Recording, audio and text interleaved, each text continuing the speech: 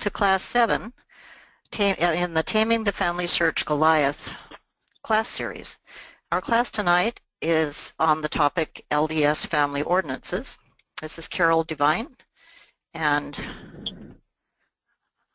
I am hoping that I can, yes, advance the slides. Goody. Okay. In our last class, which was Class 6, we covered the following things: 2 family relationships that we want to prove with source records. And tonight I'm going to try to make a case that it's still important to do that, and perhaps especially so when you're going to be attempting to seal those family relationships, if that is what these people would like to have done. We also covered how to find and attach scanned records to family tree. We discovered some solutions to challenges that for all kinds of situations that arise when you're trying to attach records to a person page. And I introduced a swell little application that is working with FamilySearch like a hand in a glove, called findarecord.com. In tonight's class, Class 7, we're going to briefly review the purpose of LDS family ordinances for participants who may see this class at a future time and be looking at it primarily out of curiosity, wondering what we're talking about when we're talking about these family ordinances that we complete in the LDS Church. And then we're going to move on to finding out who can reserve them and when. We're going to spend a fair amount of time tonight on strategies to find ancestors who have not yet been offered the ordinances, because that's the primary reason that most people are interested in this class to begin with. And then we're going to make sure that you are feeling comfortable in printing family ordinance cards and in managing the completion of many ancestors' work simultaneously. On this slide, we're talking about the purpose of LDS family ordinances, and I certainly won't read this to you or cover it in detail, but what I do want to point out to anyone who's unfamiliar with these ordinances is that our deceased ancestors in the spirit world retain their free agency just as they had it here, and they decide whether or not to accept the sealing family ordinances that we are trying to make available to them through our efforts in this church. I hope that if you're interested in knowing more about family ordinances and just want to satisfy your curiosity, that the information you need will be found on this slide. And we will now move forward. So the question is, for whom can we reserve family ordinances? There is a little bit of fear, I think, outside the church that perhaps we just go into databases and find names at random and do the family ordinances for them, and nothing could be further from the truth. The church is very specific about who we have the ability to do ordinances for. They are our deceased ancestors who are related to us by birth, marriage, or adoption, or are probable relatives residing in close proximity to our family, for example on a census, whose connection to them has not yet been conclusively proven through records. So we suspect that it's an aunt, or we suspect that it's a brother, but we haven't yet been able to positively prove that through our records. In that instance, the church will grant us a little leeway and allow us to go ahead and do those ordinances for that particular family. We can also complete family ordinances for close family friends who, while they were living, authorized us to complete the work after their death. I do highly recommend that you get that permission in writing, because you're going to need to be prepared to provide evidence of the permission on request when you attempt to reserve those ordinances. The database actually permits our church representatives to verify our relationship to the people that we are trying to reserve ordinances for, and it may question it if it doesn't find any relationship between your two families.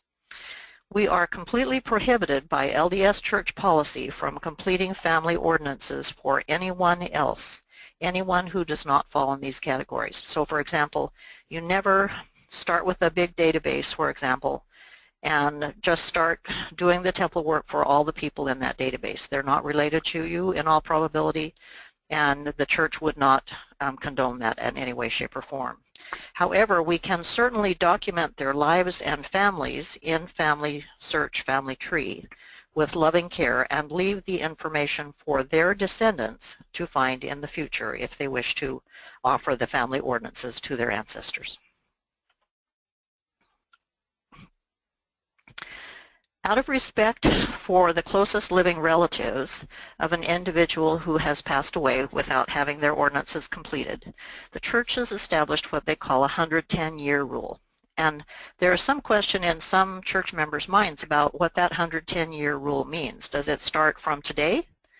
Does it mean that I have to wait 110 years from the time the person died? No, it's actually from the time the person was born, which is why you can't reserve temple ordinances in FamilySearch unless you have a person's birth, at least an estimated birth year, because that starts the 110-year clock.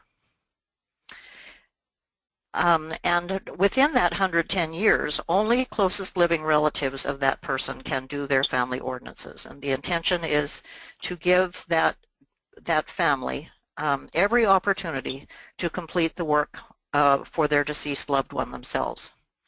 And the closest living relative is defined for you on this slide down here in this area, the last paragraph. It's an undivorced spouse, a child of that individual, a parent of that individual, or a sibling, which means, of course, a brother or sister of that deceased person, in that order.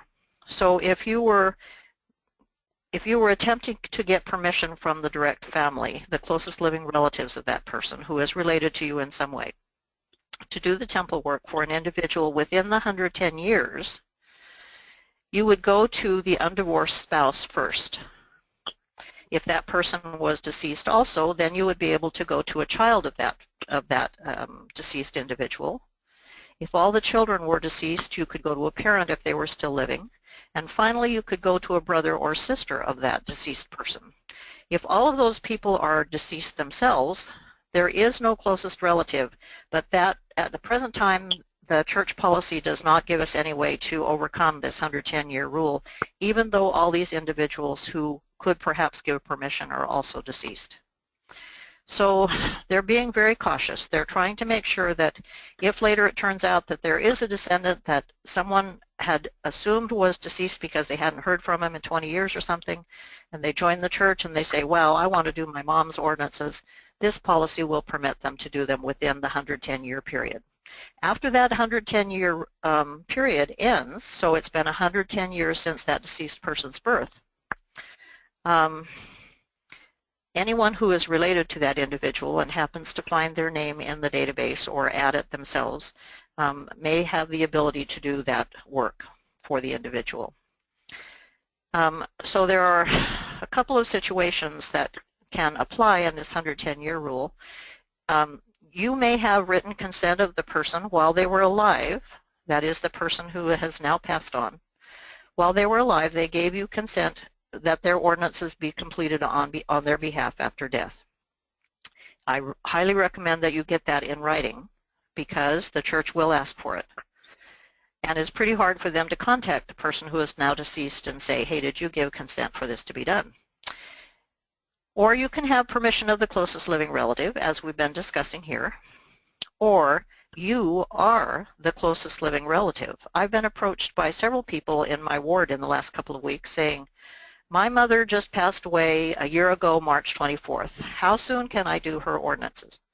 The answer is 1 year and 1 day after that person has passed away. Here that information is for you right here.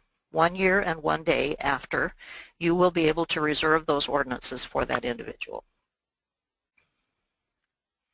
Be aware that there's an interesting little thing I've been running into lately, and that is that, say there was a couple, and it's the husband's ordinances that you want to do, and he has passed away long before this 110-year rule is applicable, so you assume that you can go ahead and reserve them. When you attempt to do so, it brings up the 110-year rule in bright yellow highlighting and restricts you from reserving his ordinances. And that's probably because his wife or his spouse still falls within the 110-year rule. Unfortunately, they don't yet permit you to do the younger of the two individuals, I'm sorry, I'm not saying that well, the person who was born first of those two individuals, if their spouse was born within the 110-year rule. I assume that that is because the church is saying, well, if a close living relative wants to do the wife's work, she would obviously want to do the husband's work too. But I do not know that that's their logic. Just a new thing that's been coming up recently, and I thought it might be confusing for you. So now you know. Okay, so those are the only rules that we really need to be aware of, other than the 2-year reservation rule, which we're going to talk about in just a little while. Let's delay talking about that and instead turn our attention now to a few strategies that I can recommend to you for how you might find ancestors in the database whose work has not yet been completed. I assume that you have downloaded the handouts for this class. There are 2 handouts. One is a copy of these PowerPoint slides, and the other is a handout on descendancy view in FamilySearch.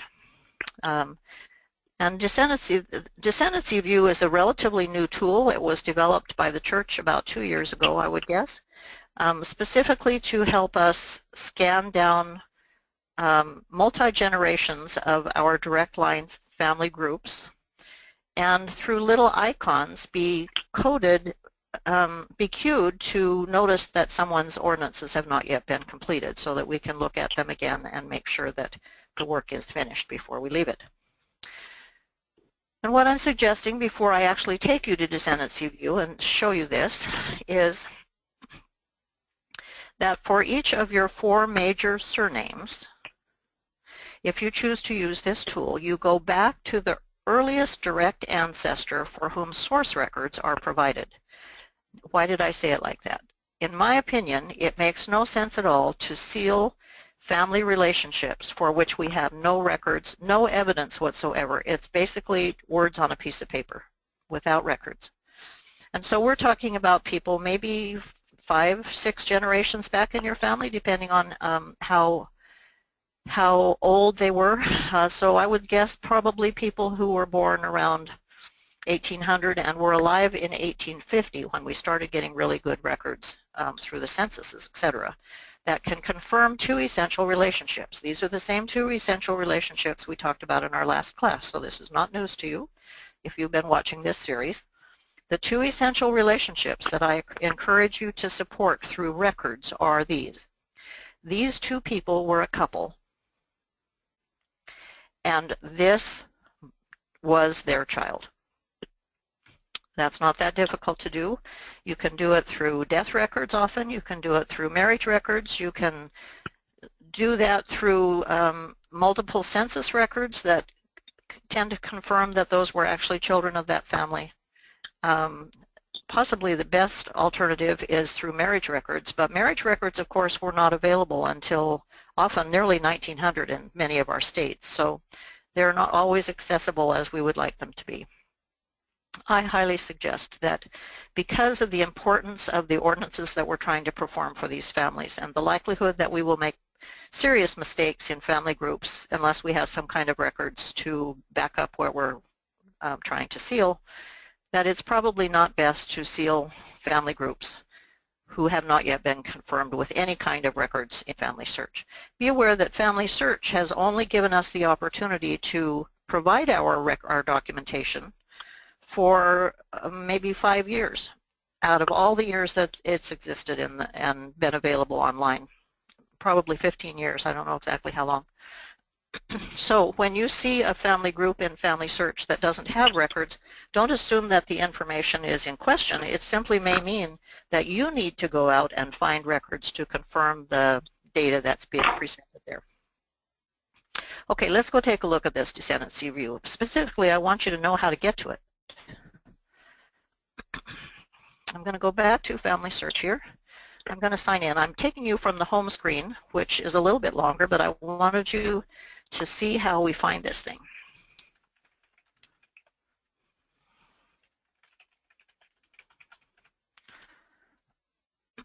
We sign into FamilySearch.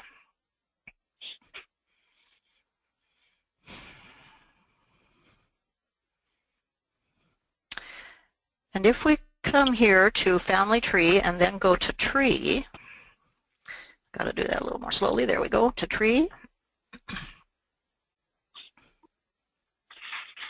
What we normally see looks something like this. This is called the traditional pedigree chart. It's coming. This is the one you all undoubtedly seen and are familiar with. And if you'll notice up here in this corner, it's got some other little icons. And these little icons give you optional ways to see this same information displayed. This is the traditional view. This is a different view that's vertical and shows photographs if you've added some. Here is the fan chart, which I hope you've all discovered because it's a really nifty little deal, kind of an impressive little thing. Gives you a way to target family lines perhaps in which you got gaps and would like to do more research. And then this funny little icon here that looks like what it looks like to me is two popsicles, but obviously that's not helpful, is what they call descendancy view. And this is what we're talking about in this second handout for our class tonight. And what you might want to do is to start with a person in your tree other than yourself, because the whole goal is to have someone a lot further back on your tree be at the top, and then to scan their descendants down successive generations without clicking on every card and seeing what the status of their ordinances is. That's the whole idea. So what I'd like to do is to go to a specific person that I've picked out in advance to save time. Let me see if I can do that. I'm going to go back to the tree. Did you notice, I'm sure that you probably picked this up, but not only here on the person page does it say view tree, but if I go to somebody else's page, here for example is my father, I go to his summary card. Have you ever noticed that right down here it also says tree? That means if I want to start the pedigree chart from this man, I click tree here. That's not actually where I want to start. He's not far enough back. I want to go to an individual called Johann Jakob Liebendorfer, who is my mother's grandmother's ancestor. So I'm just going to put in his ID number because I've already written that down to save us a little time. Here is Johann. I'm going to go to his tree right here. I'm not even going to go to his person page. I'm going to start with him. This guy was in Württemberg, Germany. And we'll go to his... Did you see how my descendancy chart changed so that now Johann is the man at the top of the list? I can say I want to see 4 generations, or I only want to see 1 generation at a time, but it's a generation starting with him and comes down through his descendants. If I want to go higher than him, I click expand. Here's expand right over here. That's how I got this. And then I say, okay, I'm looking at Johann right now. I can go to his father, I can go to his grandfather, etc. I'm happy to stay with Johann for now. I simply want to point out to you that for each of the individuals on the left side of the screen, there are little icons over here on the right side of the screen. And this is the icon, specifically this white temple on a green background, that tells us that his ordinances are not yet completed. So let's get a little more familiar with how this works. Here is Johann. Here is his wife and each of his children.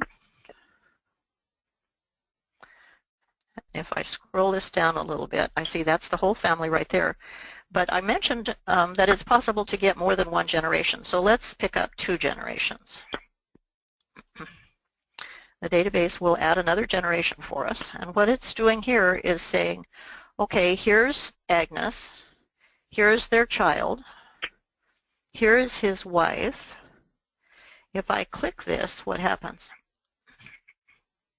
Oh, I get to see his kids too.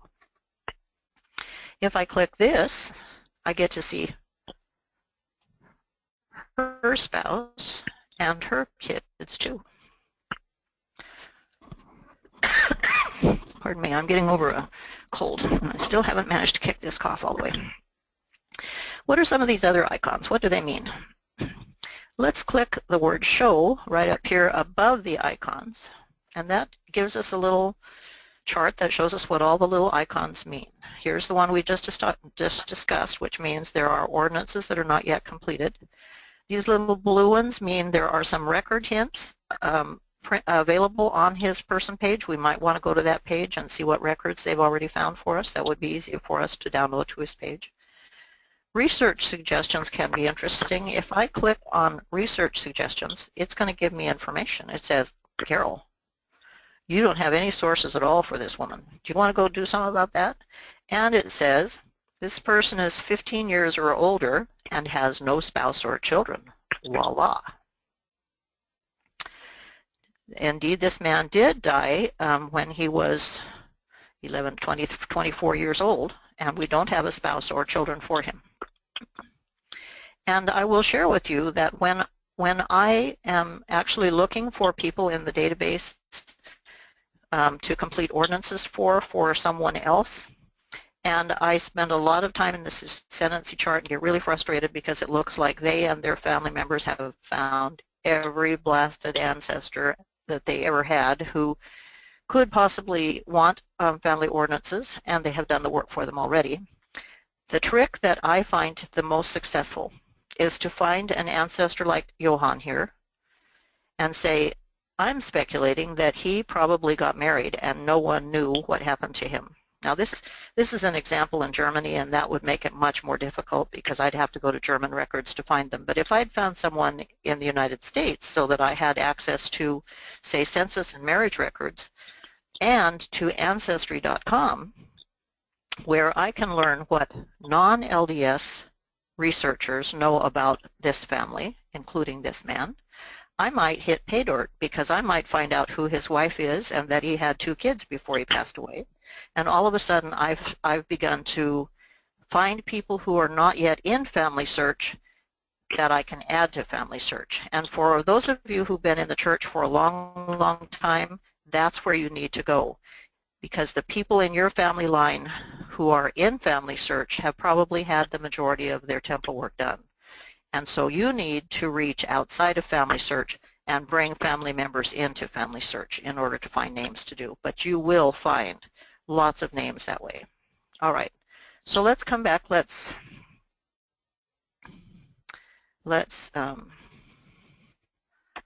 pull back some of this detail. And here.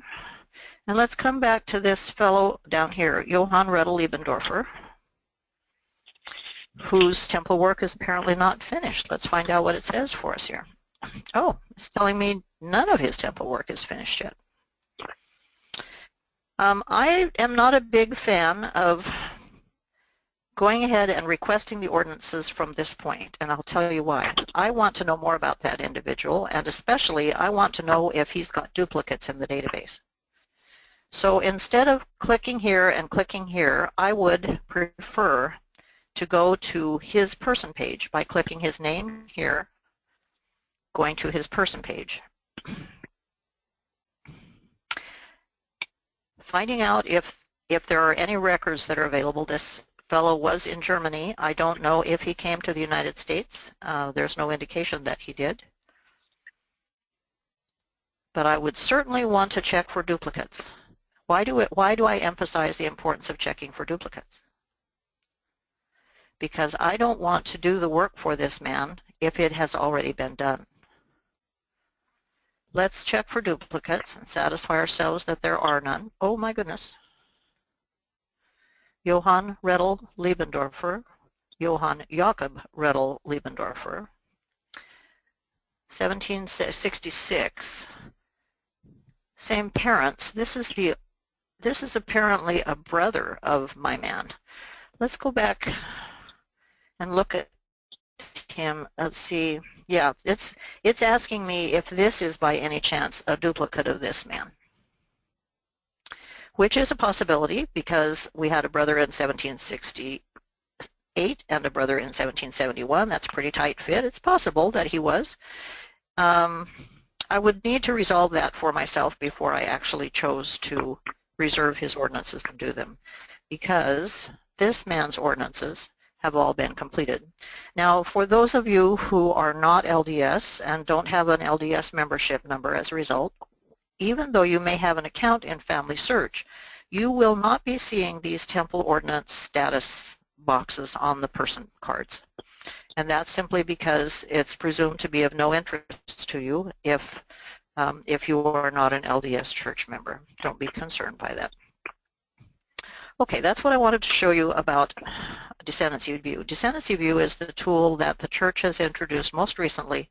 I know they spent a lot of money developing that tool for us, and it was intended to be a fairly simple way for people to skip down through their generations, one family at a time, and see if any ordinances still needed to be completed. Let me just restart this thing so that it's where it needs to be. Okay, all right, that's one strategy, Descendancy View. Another strategy is to find adults with no parents or spouses and locate them. Well, shoot, that's what we were kind of just talking about using Descendancy View. But there is also a way to do that from the person card. Because if you see that this man, James Warren Sedum, was born in 1872 and died in 1852, he was 80 years old when he passed away. And yet he has no spouse attached to him. And I can tell that because on his person card, all I see is a white box with a dotted line around it. It's that dotted line around it that tells me there is no spouse attached to this man. He would be somebody that I would want to check in through records. Presumably, since he was born in 1872, we ought to be able to find the 1880, 1900, 1910, 1920, 1930, and 1940 censuses for him. And from all of those, we should be able to tell if he was ever married. Another possibility, as I've mentioned, is to go to another database, such as Ancestry, but not limited to Ancestry, to see if anyone knows of a man named James Warren Sedum, who was born in Rock Island County, Illinois, and died in Iowa, who had a spouse that they know about. In which case, of course, I would want to obtain that information from them, add it to FamilySearch, discover records to confirm it. I'd never take someone else's authority without verifying it through records before you do the temple work. And if at the end of that time you can't answer your questions without going to something like Ancestry, and you're not yet comfortable doing that, you will want to wait for the class after next in this series, Class 9, the final class, which will be talking about Ancestry as an introduction to the various ways that we can use it for our research in FamilySearch without becoming really proficient in Ancestry. So I hope you will choose to jot down the ID number and name of someone that you'd be interested in checking in Ancestry to see if non-members know anything about that individual in your tree. Strategy 3 to find names is to focus on the decade that just opened up under the 110-year rule. And I surprised myself with this. I keep a very simple little table in Excel on my computer where I keep track of individuals that I want to do the work for, but it hasn't been long enough for me to do the work under the 110-year rule. And as soon as we have a new year begin, just as we have had, I come back to this chart and see if any of the individuals that I wanted to do as soon as 110 years had passed are now available for me to do the work on. And danged, if I didn't find that Bessie Sigismund's work has still not been reserved by anyone. She was married to my great uncle, and I have now reserved her ordinances, and I would not have remembered to do that probably if I hadn't kept her on a little list. So my suggestion to you is begin keeping a little list of people. Lots of times you'll find someone in your ancestry who maybe had an infant child that you want to be sure to offer a sealing ordinance for, an individual who was married to someone in your family and it hasn't been 110 years yet, so you can't do the work. I've got people, I'm going to have to live a long time because I've got people on my list that I have to wait till, oh shoot, 2030. Chances are I'll never get to them, but What I can do, of course, is to make sure that their information in FamilySearch is just as accurate and complete as I can make it, so that if I am not able to do that work myself, hopefully someone else will discover that it has not been completed yet and will do it themselves. Remember, the 110-year rule is from the year of their birth, so I write the year of their birth as one of the items on my cell in my little chart. Okay. Now, the fourth and final strategy that I'm going to share with you tonight has proven very successful. And lots of times, this is kind of a big leap for people because they say, I thought genealogy was about going back. I thought I was supposed to be proving that I was related to somebody famous or influential or you know, a scientist or somebody like that somewhere far back that I could brag about. Well, that is what a lot of amateur genealogists do in the world. They try to prove that they're related to nobility or something. But what we in the church are trying to do is quite different, isn't it? We're actually trying to prove family relationships and to offer sealing ordinances for those individuals if they choose to accept them. And for that reason, I suggest to you that the people who are sideways in your tree as opposed to backwards in your tree are better candidates for us to do research, because we are in a unique window of time here of about 100 years when we actually have records in this country to confirm family relationships. And so my suggestion is that simply starting with maybe with your parents, for example, you might look at each of their children, see if from each of those children, all the work has been done for their spouses, parents, and grandparents, because they're related to you by birth, marriage, or adoption.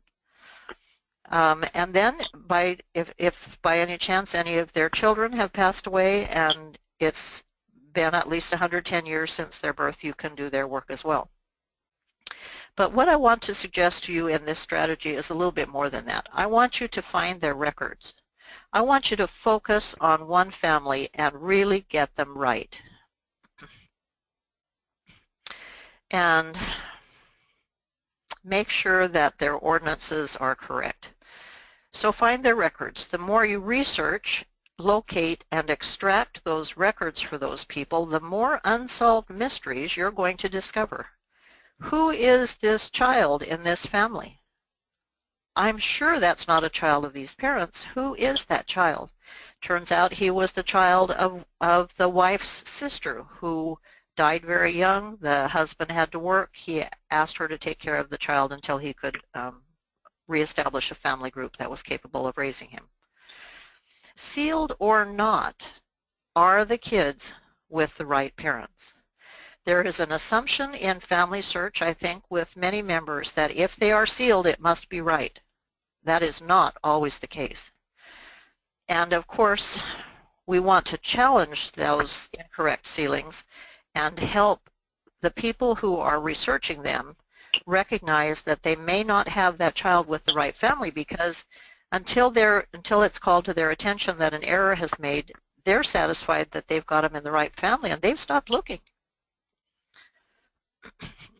On this slide, I'm sharing with you that spouses, parents, and children of families are most easily located in state and federal census records from 1850 to 1880 and from 1900 to 1940. We haven't yet got access to the 1950 census, and I expect it'll probably be 5 years in indexing to get access to that by surname, by name. And the 1890 census is the one that burned. So unfortunately, except for a few fragments that survive, that one's not accessible to us. But if you take a look at this chart of the U.S. population growth between 1850, measured by this line, and 1940, measured by this line, you will find that the population of the United States increased from 20 million people to 130 million people in that short period of time, 90 years. And my contention is that if you focused on people who are in your family during that time period, you would have enough temple work to keep you busy for the rest of your lifetime.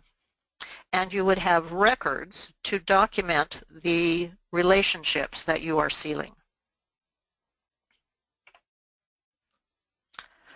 Let's assume now that you have begun finding names that you want to reserve family ordinance work for, and that you're a little unfamiliar with the process of reserving temple ordinances, printing temple cards, and perhaps sharing them with the temple system or with other researchers in your family. This slide is kind of an overview of how we reserve family ordinances and print temple cards. We're going to go into more detail in the next slide. You start by finding a relative whose ordinances are not yet completed. Lots of times you'll get a little memo from FamilySearch in your email that says, "Congratulations, we've found a family member in your family whose work is not yet completed. Would you like to reserve their work?" I'm a volunteer at the Richland Family History Center on Tuesday afternoons. And I have people coming in all the time, very excited because it's been years since they've been able to find a family member in their family that didn't have their work. They want to know, how do I print this temple card? I'm ready to go out and do the ordinances immediately. And I always suggest that we slow down just for a minute, standardize, which means make sure that the names, dates, and places are entered in FamilySearch by the church standards so that the database fully recognizes them and can use the information to search for duplicate people in that database.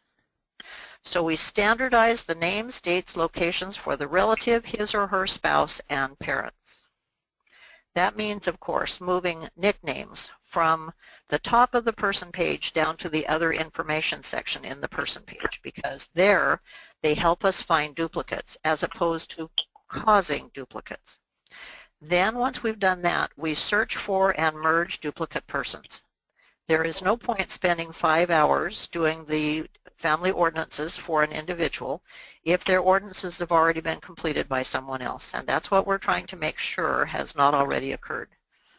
If the ordinances are still not complete after we merge all the duplicates we find in the database, then we reserve them, and this is the process that we follow. We're talking about starting on a person page. We normally are looking at the details section of that person page, where we have the normal birth, death, and burial information along with their families. But if we come over to the tab just to the right of that that says ordinances, that's where we reserve the ordinances. In this case, if we were to click these words, request ordinances, what we're going to get is not the baptism, confirmation, initiatory, etc. Those have already been completed a long time ago by someone else. But what is still remaining is sealing to that individual spouse, possibly because I've just discovered the spouse.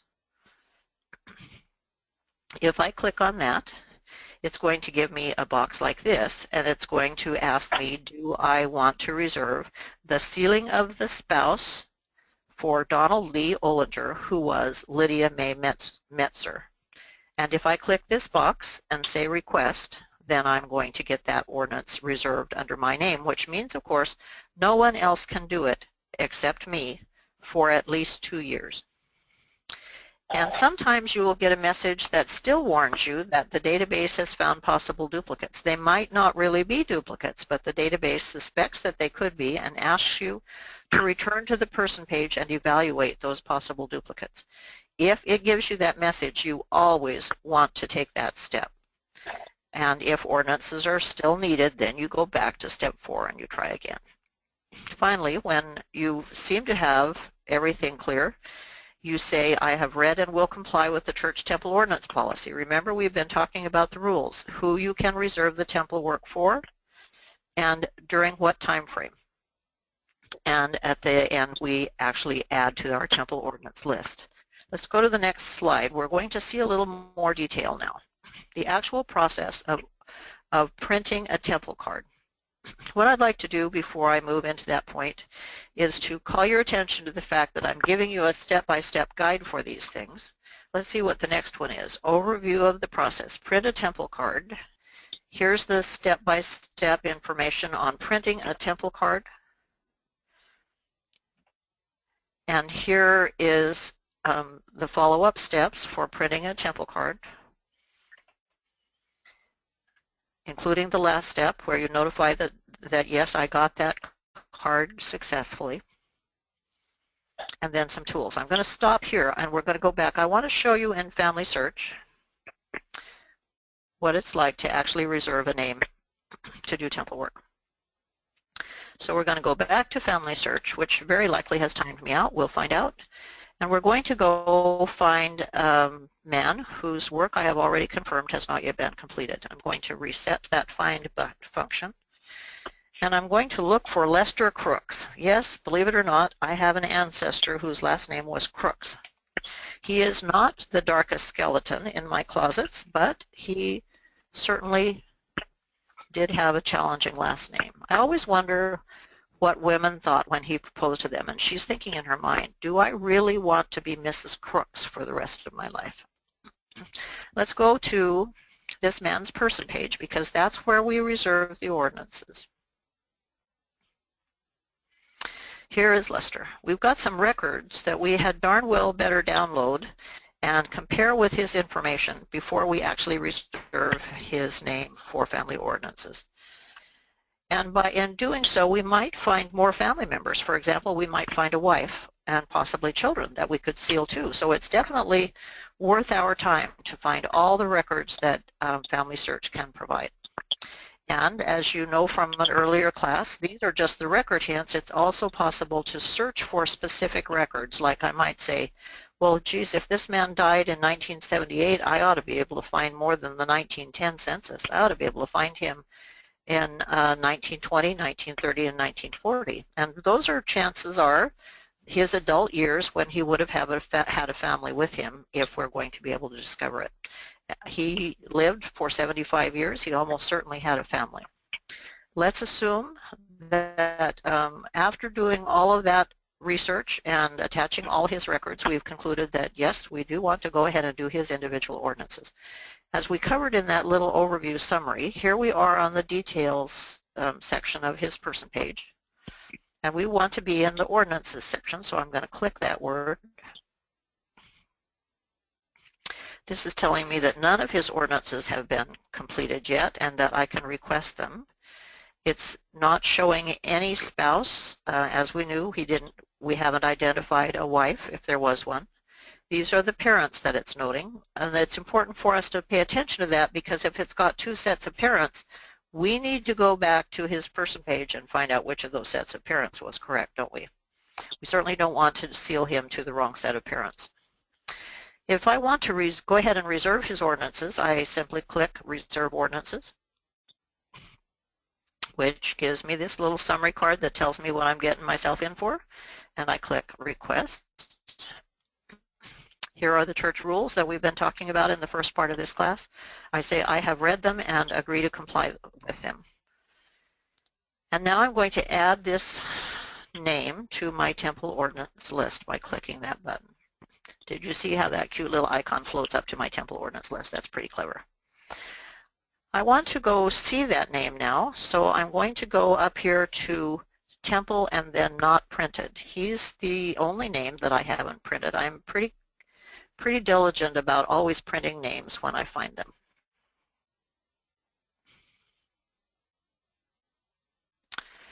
Here's my temple ordinance list loading. And this is people, now see there I was bragging about the fact that I have printed all these names, but you will notice out of the 27 people whose names are still on this list of unprinted, often I do not print a card that has all the ordinances on it. And that could be simply because I'm a convert, my parents were converts to the church on both sides.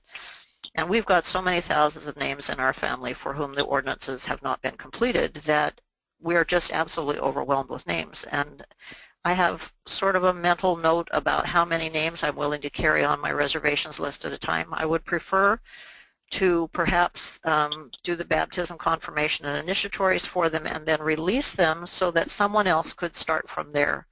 And for example, if they live a lot farther from a temple than I do, it might be easier for them if they've got a head start. In this case, here's Lester Crooks, our man, and his Ordinances, BCIESP, are all coded yellow. Let's take a look at our legend here to see what yellow means. Yellow means the card is not yet printed. Dark green means that part of the ordinances have been printed, but the remaining have not. So if I want to print his temple card, I simply click here beside his name. If I click here, what's going to happen? All of them are going to be clicked.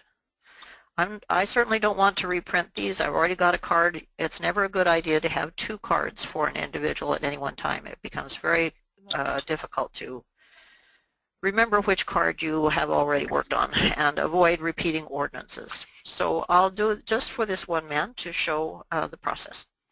Let's print his temple card. Then let's share his name with the temple system. Let's assume that, as is in fact the case, I am a female who does not have a male member of the church that I can get to do the temple ordinances for me for a male. I could probably get the baptism and confirmation done, but the rest I would be unable to do. In that case, I would probably want to submit this to the temple system and ask for help from other volunteers who are willing to do the male ordinances for someone like me who can't do them for herself. So let's begin by printing the card. I've checked the box. I'm going to click this little icon that says print and print family ordinance cards, as opposed to printing a form to take to the temple office to ask them to print the cards for me. Excuse me.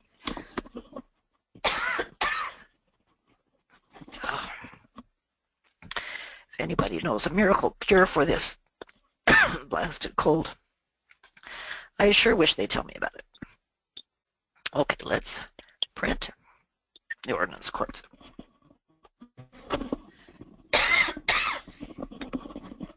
I do beg your pardon.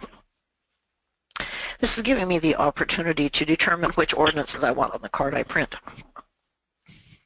And if I say, okay, I really only want to print the baptism and confirmation for today, I can simply unclick them.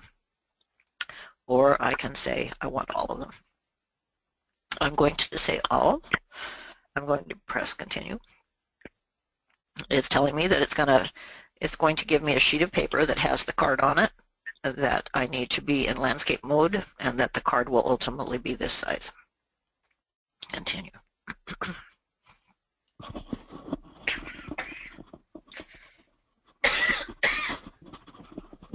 Gracious. I apologize. Okay, here is the sheet that I'm actually going to print in my printer here at home. If you should not have a printer, feel free to either write this number down or send it directly to the temple office and ask them to print it for you. Now on my computer, instead of seeing words over here that give me the opportunity to print something, I see a little set of icons up here, and I think this may be unique to Windows 8.1, but I don't know the answer. So I'll just call to your attention the fact that your printer icon may not be precisely where you're seeing it on this demonstration. If I click on print and make sure that I've got my paper lined up for letter size paper, and that's in portrait mode as opposed to landscape mode, I say OK. And you might hear my printer revving up and getting ready to do this. Now notice up here I've got two tabs open. This is the FamilySearch Reservations list, and this is the file folder tab just for this little PDF document that I'm printing off right now. A PDF document is basically a picture. My next step is to notify my reservations list that I have successfully printed that card. I need to close this PDF file by clicking the little X on the file folder tab, and now I see this very important message that says, did you print it successfully? I say yes. And did you see how all of a sudden, I wonder where he went. Oh, here, no, we gotta find him now. Let's find Lester.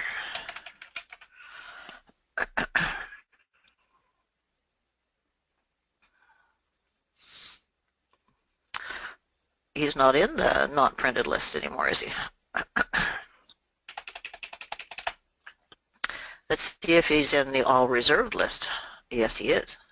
So he moved from my not printed list to my all reserved list, whether he's been printed or not. He has now been printed for, a card has been printed for all of his various ordinances. These ones with the coral colored boxes, it's sort of a reddish orange color, have been submitted to the temple system and are waiting for generous volunteer men to help me with my family ordinances. And that's the source of those names that you can pick up at the temple to do ordinances if you're willing to volunteer for help.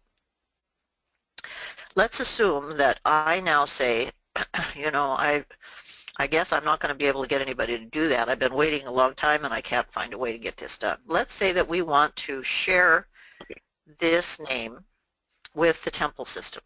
What do I do then? Well, in the first place, I pull my card and I notice by writing on it that I don't want to do the ordinances myself because I'm now going to share them with someone else. So I say share with the temple. And I click the word share.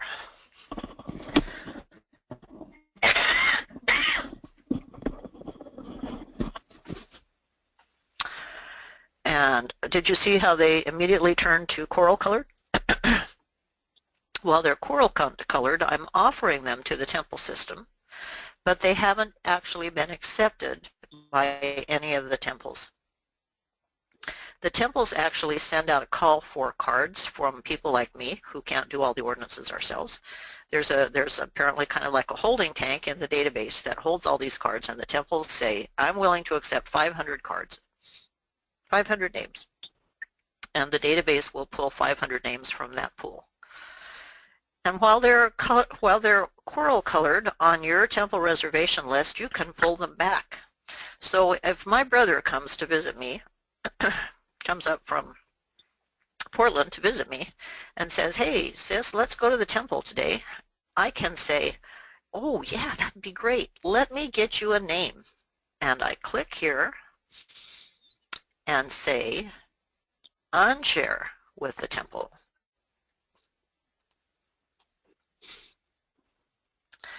Now it's no longer in the pool. Might take a minute for that to work. Yep. Now it's no longer in the pool that I've offered to the temple. It's now back on my list. But did you notice that it's no longer green? It's yellow, which means I haven't printed it. So if I do that, I need to make sure that I print it again before we do the work. What if instead the situation is my brother calls me from Portland and said, I'm going to the temple next Sunday. Do you have any names I could do for you? Yes, thank you very much. Click the name on your temple reservation list, share it with a family member or friend, and I'm going to be sending an email message to my brother saying, Wendell, you bet I've got a name for you, etc., etc., etc. I'm offering you the name of Lester Crooks, who was the relative of our mother, and I would love to have you accept this temple reservation yourself and do the work for him in Portland. When I've completed my message, I would click the word send. He gets an email message without a card attached to it that gives him the message I have sent him and the opportunity to accept the work for this man. If he says, yes, I will take him, the name leaves my temple reservation list and gets added on his temple reservation list where he prints it. And the importance of doing that is the temple card that he prints has his name as the submitting individual and his contact information. So if that temple card gets in the temple office in Portland, they know who to contact to ask if he's going to come by and pick that up. This is the new, relatively new, and much more beneficial way to share names with your family members. If you've got, for example, adult children who want to do temple work with you and you want to share names that you have found with them so that they can do it, this is the preferred method, rather than sending those cards to them by mail and having your name still be as the submitter. If your family member does not respond positively to that to that email message within 2 weeks, the name simply comes back to your list as if you had not offered it.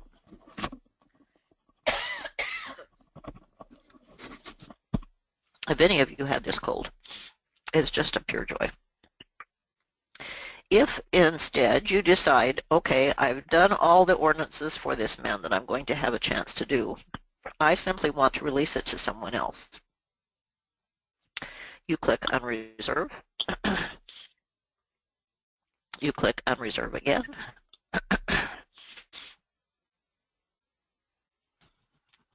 And it's gone from your list entirely. It's back in the database waiting for someone else to discover.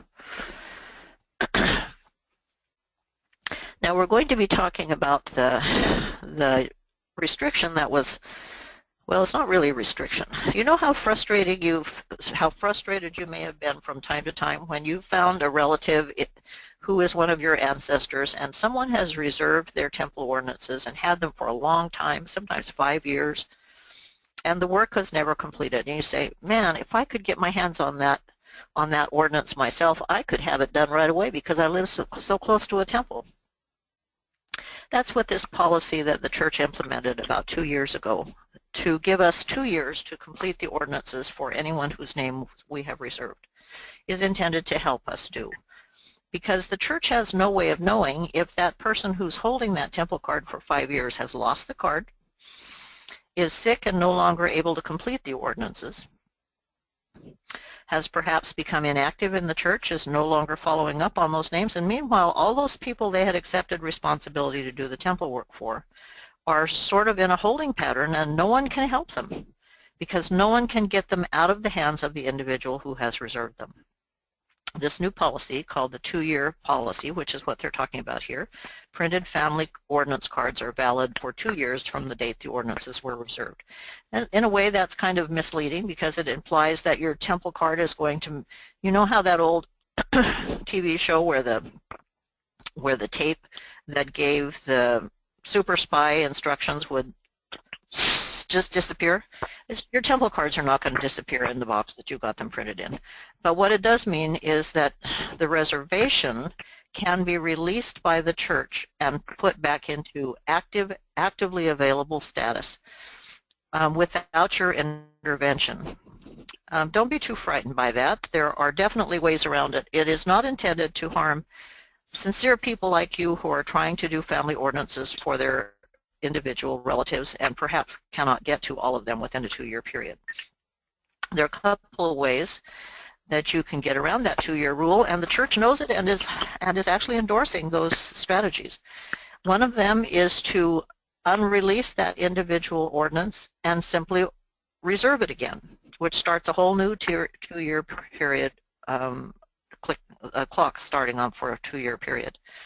So you unrelease the ordinance and then you reserve it again. A second is to share it with a family member.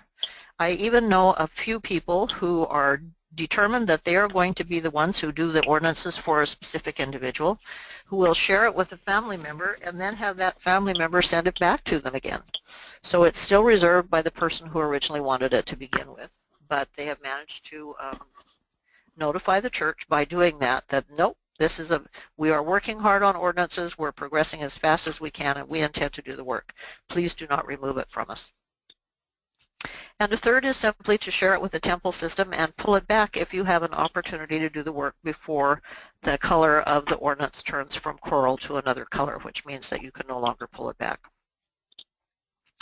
Managing the the whole temple ordinance project can be a little daunting when you've got 188 names that you're trying to do the temple work for simultaneously, and the ordinances are intended and should be completed in the sequence in which they are listed. And so the church has given us a couple of wonderful new tools.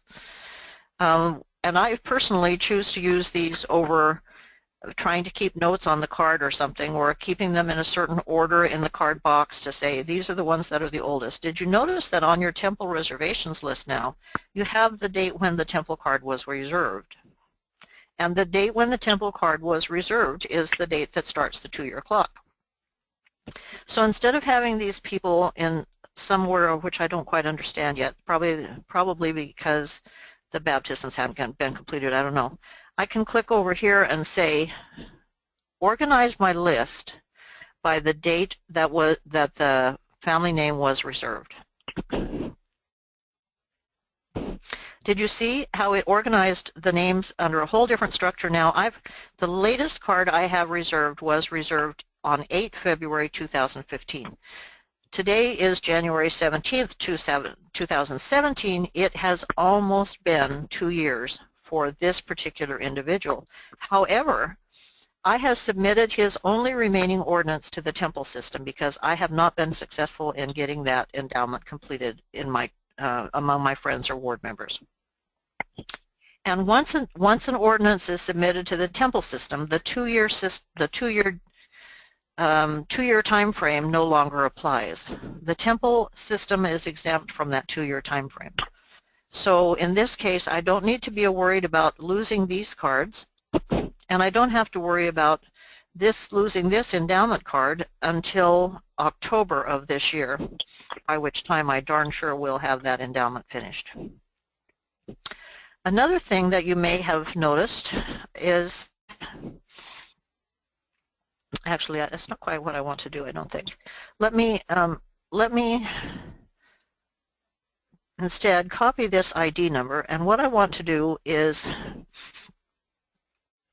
find this individual, because what I tend to do when I am managing my own cards is as soon as the endowment is completed for a person,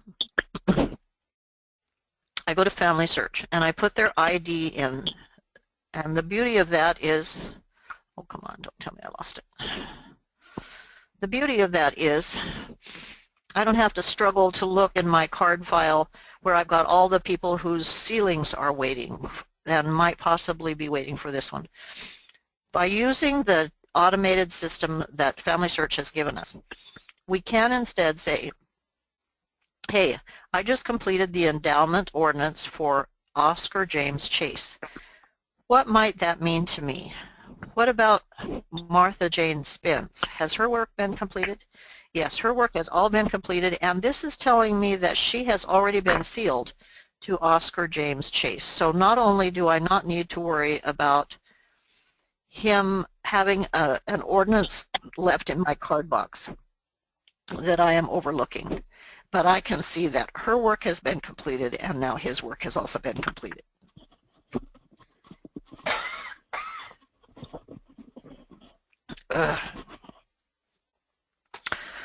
I always wonder if there is a possibility that you can die from a common cold.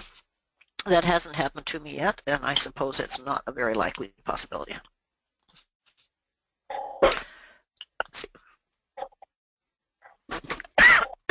So here are the tools that we've been talking about. We can use our temple reservations list.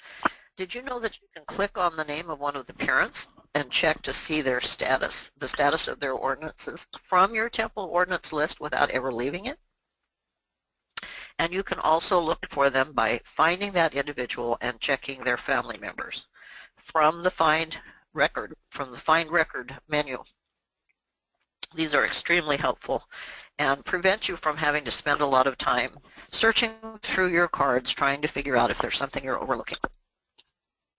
Here's the information about that 2-year time limit that the church has suggested of us in order to eliminate the possibility that cards will be held unintentionally for a long time when other researchers family members might be willing to complete them. And the information that I've pretty much shared with you in verbally during this discussion is also documented for you here. You can send ordinances to the temple for completion. We've shared with you how that works in practice, and this is a step-by-step guide. We can pull family ordinances back from the temple system while they are coded this coral orange color. Once they change from that color to brown or something, we can no longer bring them back. They have gone into the temple system. The temple has accepted them.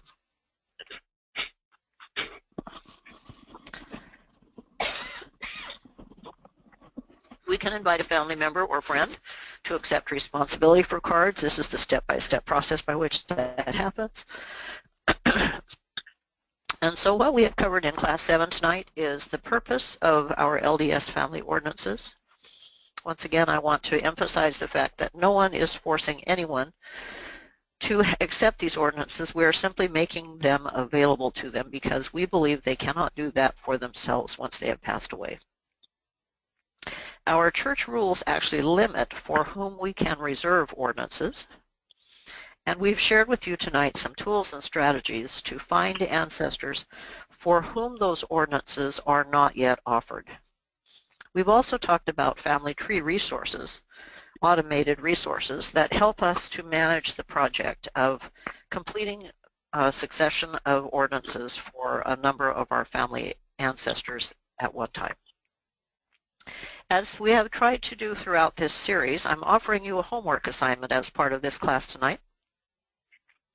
Before beginning Class 8, which incidentally we will be taping this coming Thursday night, which is only 2 days away, I invite you to discover at least 3 people in your direct or extended family tree who have ordinances to reserve. Check for duplicates and merge them to avoid repeating ordinances. One of our previous classes was on merging. If you're a little rusty on that or you still have some concerns, I encourage you to download those handouts and look at them for yourself. Then reserve the ordinances and print those temple cards for those 3 individuals.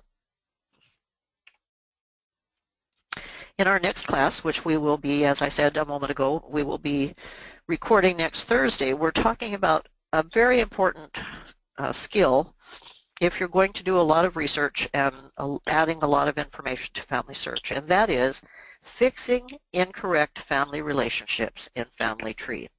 Because as you know, we can't delete people from Family Tree since they're somebody else's relatives. So what do we do? How do we fix our family groups without, number 1, offending someone else, number 2, without making serious mistakes that can remove an individual from a family where they belonged?